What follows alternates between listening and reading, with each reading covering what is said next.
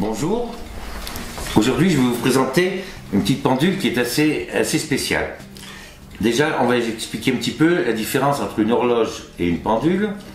Une horloge est un appareil horaire meublant.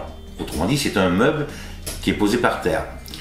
Une pendule, c'est un appareil horaire qui demande ou une cheminée ou un meuble où elle doit être posée. Celle-ci que je vais vous présenter, donc, qui était fabriquée environ entre 1800 et 1805 par Kinable, un très grand horloger au Palais Royal. Celle-ci a la particularité d'avoir un petit peu de l'horloge et un petit peu de la pendule. Pas au niveau positionnement, mais au niveau fonctionnement. Une horloge fonctionne avec des poids. Le poids descend, donc on a une force constante. Une pendule fonctionne avec un ressort. Quand on remonte ce ressort, au début de la semaine, il est très costaud, il a beaucoup de puissance, et à la fin de la semaine, moins de puissance. Donc on a un réglage qui est moins bon, on peut avoir de l'avance ou du retard. Et cette fameuse pendule que je vais vous présenter aujourd'hui, elle a justement cette particularité d'avoir et ressort et poids.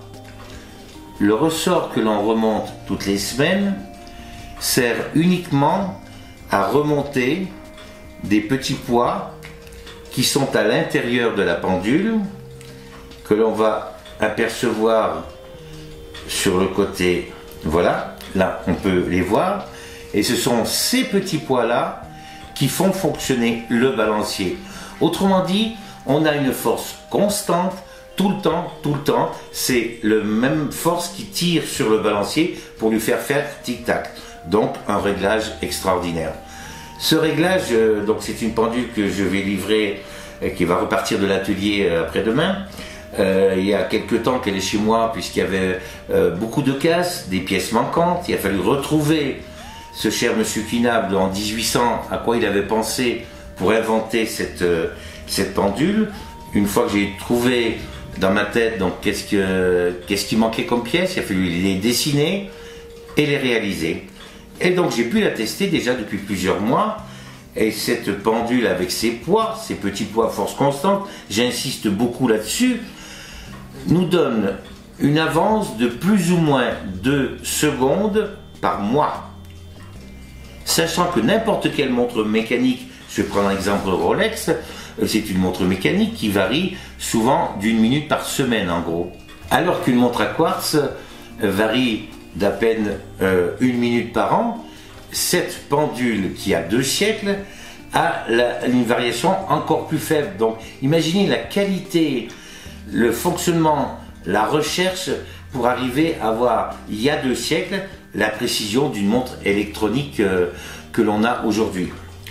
Donc cette précision, elle est faite évidemment, comme je disais tout à l'heure, à cause de la force constante, mais on a aussi un balancier compensé. Donc sur ce balancier, on voit bien qu'on a des tiges en acier et des tiges en laiton. Quand avec le froid ou le chaud, le métal se dilate, quand les métaux se dilatent, acier, laiton, ils se compensent, ce qui fait que la longueur et le centre de gravité du balancier ne changent pas. Donc ça aussi, ça améliore énormément donc le fonctionnement de cette très belle pendule. Donc une petite précision sur ces poids donc, qui sont remontés par le ressort de la pendule. La pendule remonte ses poids toutes les 30 secondes à peu près. Et le temps de remontage du poids est en millième de seconde. Ce qui fait que le poids tire tout le temps sur le balancier. Il n'y a aucune interruption de la force motrice sur le balancier. Et voilà, donc aujourd'hui on a vu cette pendule assez extraordinaire. Évidemment, je dis souvent qu'elle est extraordinaire, mais bon, c'est la passion de mon métier, c'est des pièces que l'on voit très rarement à réparer, surtout à restaurer avec tout le travail. Il y a plus de 150 heures de travail dessus pour arriver au résultat que l'on voit, donc le tic-tac de cette belle pendule. Et on se revoit un autre jour pour une autre aventure horlogère.